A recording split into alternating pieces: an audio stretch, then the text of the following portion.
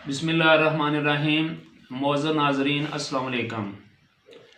जैसा कि आप जानते हैं कि मैंने अपना एक जो यूट्यूब चैनल है वो चलाया है और उसका नाम है नायाब पॉइंट।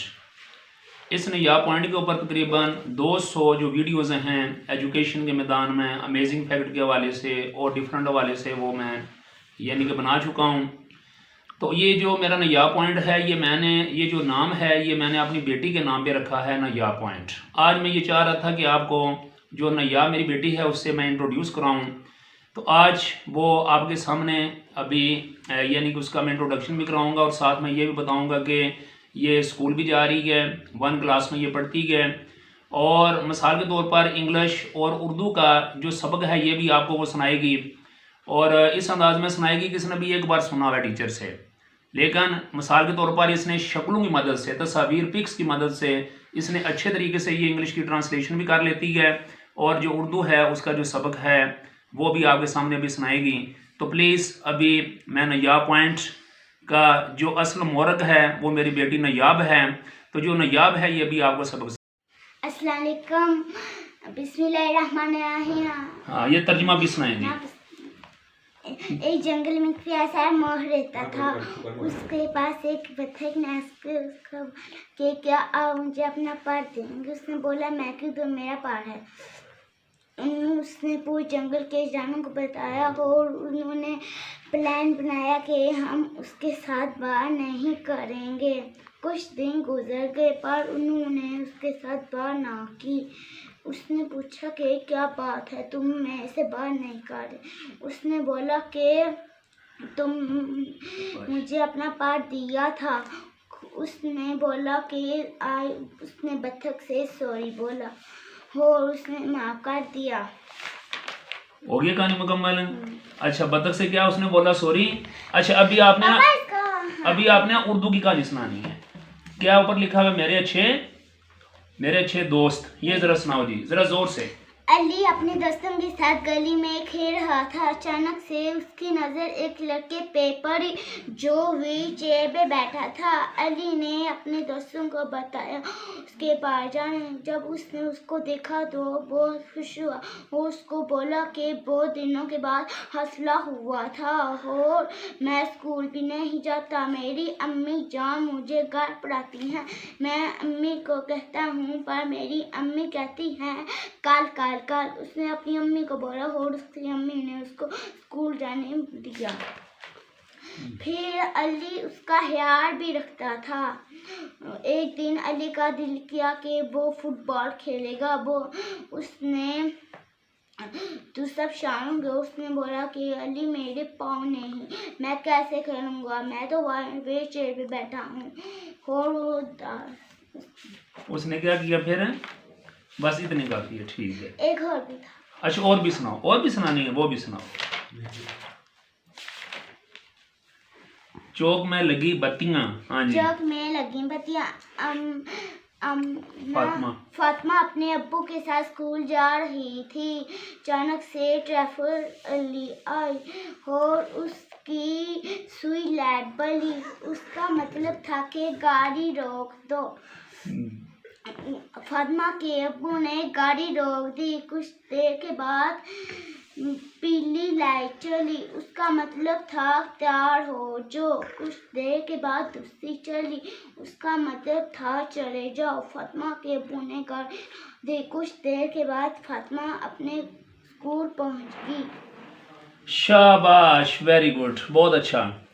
अच्छा, ये अभी आपने इंग्लिश की और जो उर्दू है इसकी 2 कहानियाँ इसने पढ़ी, आपने सुनी हैं। अभी मैं इससे पूछूंगा 1-2 सवाल, फिर उसके बाद मैं आपको बताऊंगा कुछ और।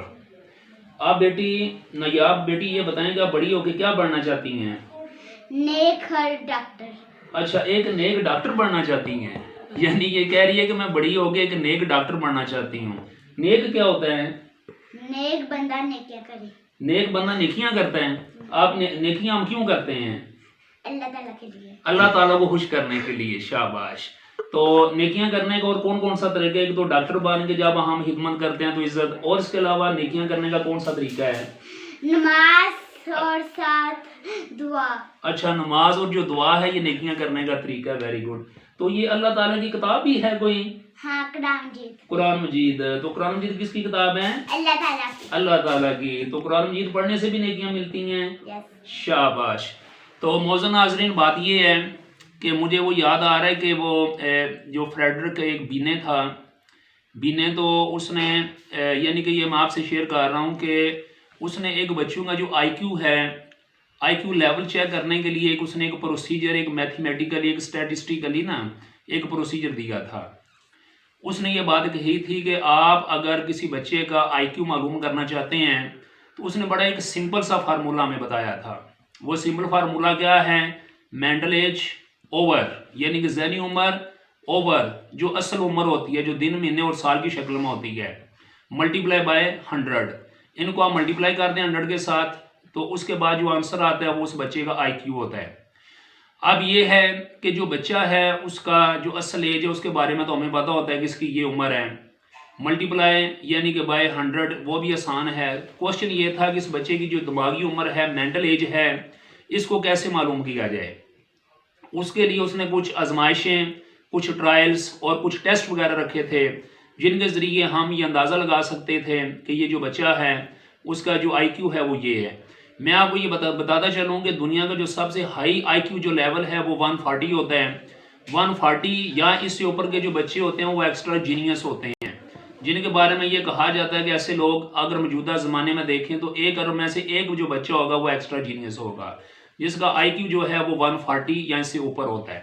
जैसे आइंस्टाइन जैसे जो लोग हैं, न्यूटन जैसे जो लोग हैं, और जो 120 से लेके जो 40 तक होता है ये भी समझ लें कि एक्स्ट्रा इंटेलिजेंट लोगों का होता है। और ये कहा जाता है जैसे जो नेपोलियन है, ग्लोरिया मर्सन, इन लोगों का जो आईक्यू था वो इस लेवल का था। तो मिसाल के तौर पर ये है कि आज अल्हम्दुलिल्लाह मैंने अपनी बेटी का, आपने ये देखा, आपने ये कहानी सुनी है, इसने तस्वीरों की मदद से ये बताया है, यानी कि हालांकि इसे उर्दू पढ़नी नहीं आती और ना ही इसे इंग्लिश पढ़नी आती है। मिसाल के तौर पर अभी तो ये 1 साल, अभी से दाखिला हमने 1 साल वैसे दाखिल करवाए हुए हैं, और 1 साल में तकरीबन 8 महीने जो है ये कोरोना की नज़र हो गया। ये स्कूल तो गए नहीं है, ना इसे घर में पढ़ाया है, सिर्फ इसको टीचर ने पढ़ाया स्कूल में। और उसके बाद इसने ऐसा याद किया कि इसने मिसाल के तौर पर वो यानी कि वो शक्लें सामने रख के और वो जो लाइनें हैं उनको मद्देनजर रख के इसने आपके सामने ये सबक सुना दिया। तो इसका माशाल्लाह और अल्हम्दुलिल्लाह मतलब ये है कि मैं अल्लाह का शुक्रगुजार भी हूँ, और मैं ये भी दुआ करता हूँ कि अल्लाह ताला इस बच्ची को हमेशा अपनी हिफ्ज़-ओ-मान में भी रखे। तो इसका जो आईक्यू है, जो मेरे इल्म के मुताबिक, वो इंशाल्लाह 120 से ऊपर है। आपने ये दुआ करनी है कि अल्लाह तबारक व तआला इस बच्ची के ज़रिए इंसानियत को बड़े सा बड़ा यानी कि कोई मुफाद, कोई फ़ायदा, एडवांटेज इसके ज़रिए पहुँचे, क्योंकि ऐसे जो बच्चे होते हैं वो करोड़ों में, अरबों में एक बच्चा होता है। और मुझे उम्मीद है कि इंशाल्लाह कोई ज़रूरी नहीं कि ये मेरी बच्ची है तो इसलिए आपकी बच्ची भी ऐसी हो सकती है, आपका बच्चा भी ऐसा हो सकता है। सिर्फ आपने मिसाल के तौर पर कभी उसको एवेल्यूएट नहीं किया होता, या फिर आपको बाज़ औक़ात पता नहीं होता। तो बहरहाल ये है कि मैंने इसकी अचानक इसे मैंने सबक सुना तो मैं अपने ध्यान को कम कर रहा था और ये तर्जमा पढ़ रही थी और मैं बहुत हैरान हुआ।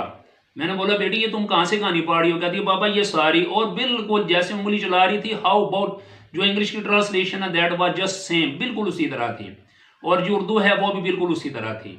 तो मुझे उम्मीद है कि आप आज मेरी बेटी जो नयाब फातिमा है, इसका नाम नयाब फातिमा है, तो इसके जो आपने उर्दू सुनी है, इंग्लिश सुनी है, इससे ज़रूर महसूस हुए होंगे। आपने इस मेरी बेटी के लिए दुआ भी करनी है कि अल्लाह ताला इस बच्ची को दोनों जहानों के हर मैदान में सलामती अता करे, अपने हिफ्ज़-ओ-मान में रखे और कामयाबी और कामरानियों से नवाजें। और बल्कि ये मेरी दुआ हर एक बेटी के लिए है। तो thank you very much for listening. अल्लाह हाफिज़।